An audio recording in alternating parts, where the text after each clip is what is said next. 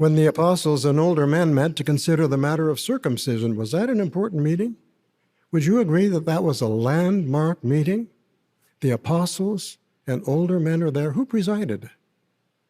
Which of the 12 was jockeying for position? James, the brother of Jesus. No, he wasn't even an apostle. He's the one who presided. And then later on, when the decision was made, who announced the decision? Again, James. You don't find Peter or John saying, well, this is a pretty important decision. We think that one of us should announce it.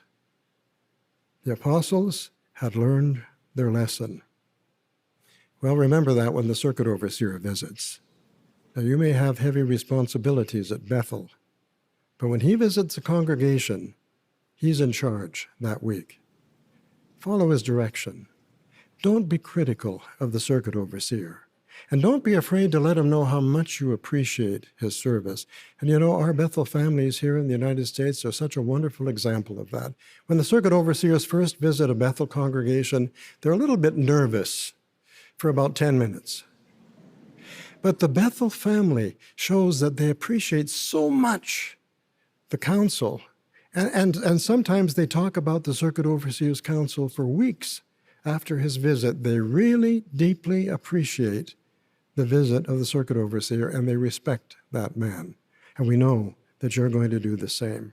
Governing body member David Splane is here addressing graduates of the 151st Gilead, reminding them to honor the circuit overseer, to do what he says. He's in charge during the week of his visit. In case you don't know, circuit overseers visit congregations of Jehovah's Witnesses twice in a 12-month period. They are essentially representatives of the organization, of the governing body, you might say. And their role is to make sure that congregations are conforming to what's expected of them. If they weren't to visit, if congregations were to be left to their own devices, you can imagine a situation where congregations would just spiral off and do their own thing and perhaps have their own policies, their own teachings. So it's very much about conformity, about making sure all Jehovah's Witnesses everywhere are believing and doing the same thing. But what's interesting is the verse David Splane is referring to, he's not just talking really about the authority of circuit overseers, he is reminding Gilead graduates of the authority of the governing body, which supposedly derives from a verse in Acts chapter 15, where there is the famous debate about circumcision.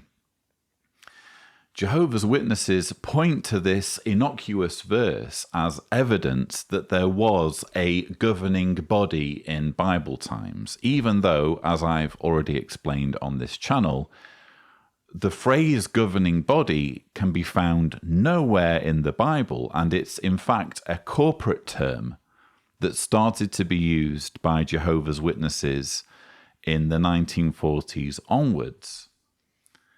So what's happened is, rather than the Bible talking about something, the organization has come up with this idea that the governing body are sort of akin to the apostles, and they've gone retroactively looking in the Bible for some kind of verse that can prop up this idea. In fact, when you go on jw.org, to the article, What is the Governing Body of Jehovah's Witnesses? Perhaps Tibor can show said article. You'll see there a little way down, it says the governing body follows the pattern set by the apostles and elders in Jerusalem in the 1st century, who made important decisions on behalf of the entire Christian congregation. And then it gives you Acts 15, verse 2. Important decisions in the plural. Well, there's only one important decision mentioned in said verse, and it's to do with circumcision. Now, when you go to Acts chapter 15, you find something interesting that's alluded to even by David Splane, something that debunks the entire concept of this group of individuals being a governing body. A governing body, by definition, needs to be an exclusive group. It needs to be a group of individuals that can't be added to by just about anybody. It shouldn't be possible for just about anyone to join in on a governing body meeting. If the way the governing body operates now is the way it operated during this landmark moment where circumcision was being discussed, it should have been just the apostles and elders, shouldn't it? So the apostles, and when we say apostles, we mean the 12 apostles, and the elders in Jerusalem. That's not what's described. David Splane has already alluded to the fact that someone who was heavily involved in the meeting was not one of the 12. James, the brother of Jesus, he wasn't even an apostle. He's the one who presided. Let's make a list, shall we, of all the individuals involved in this meeting, and let's see whether it's just the apostles and older men. I'm going to give you all of the individuals described in Acts chapter 15. So there is the apostles, or the 12. There are the elders in Jerusalem. So it can't just be any elder from any part of the Mediterranean. It has to be an elder in Jerusalem. There is James, who was not of the 12, as David Splane has said there. There is Paul, who is not of the 12. He was involved in the meeting. There is Barnabas, who was not of the 12. He is also involved in the meeting. The verse describes Paul and Barnabas going down to Jerusalem with some of the others, which we can only assume were some of the others from the congregation in Antioch. They're described as going to Jerusalem and attending this meeting. So it's a crowd. It's not an exclusive group of people. It's not just the apostles and elders. It's people who are not elders in Jerusalem and who are not of the 12, all gathering together and reaching a decision.